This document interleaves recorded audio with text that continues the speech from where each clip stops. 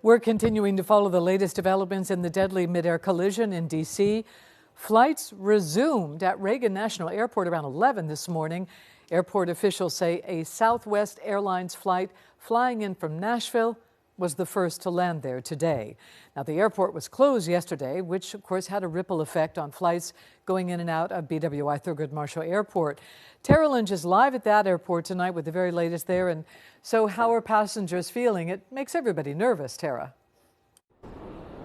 Absolutely, Denise, and that's sort of the sentiment that we've been hearing from passengers today. Air traffic controllers last night at Reagan were scrambling to try and divert planes that were already in the air and preparing to land at Reagan. So a lot of those flights went to Dulles and right here at BWI Thurgood Marshall. Other passengers who were at Reagan last night, their flights were canceled, including Mark Polenkars, who's from Buffalo.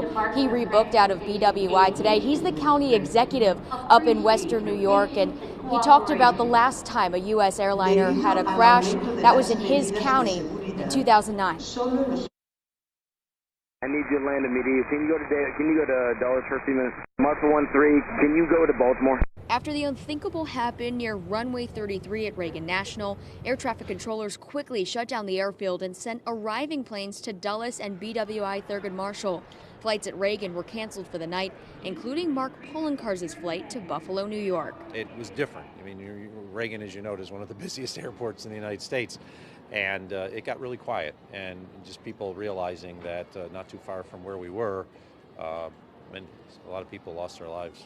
Polenkars is the Erie County executive in Western New York. He said he watched from the terminal window as emergency vehicles sped to the Potomac. He said it brought him back to 2009 in Clarence, New York, when Colgan Flight 3407 crashed into a home, killing 50 people. This marks 16 years since the last time the United States had a commercial airliner crash. When I realized that this was a plane crash that was going to result in a lot of lost lives, immediately my mind went back to Flight 3407. What really struck me is I'm sitting in this terminal looking out where the emergency vehicles are, realizing that there are probably dozens or more of people deceased in the Potomac, and their family members don't even know about the incident. Some TSA officials told WJZ it wasn't as busy as a typical Thursday at BWI. Some passengers said they were a little nervous boarding their flights. Flying is supposedly the safest mode of transportation, and I figured if I decided to try to do a different method, I'd probably be a little bit more apprehensive the next time I flew, so I just said it's best just to fly back home today. I feel very safe, yeah, but I did notice it's pretty empty here today. I don't know if this is how it usually is, on a weekday, kind of in the middle of the day here, but no doubt when you're taking off or you're landing, you're going to think a little bit more about it than you would normally.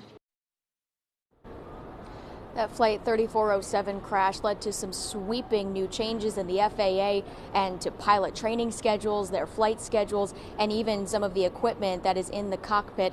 Now the world waits as this investigation continues. For now, reporting live on your corner at BWI Thurgood Marshall, Tara Lynch, WJZ. And it'll be a long wait as well. Thank you, Tara. In a statement on X, Mayor Brandon Scott wrote, and I quote, "Baltimore stands with Mayor Bowser and the entire DMV community.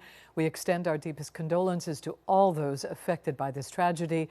He went on to thank first responders from the Baltimore City Office of Emergency Management, BPD, the City Fire Department, who have all helped with the response and search efforts following the collision.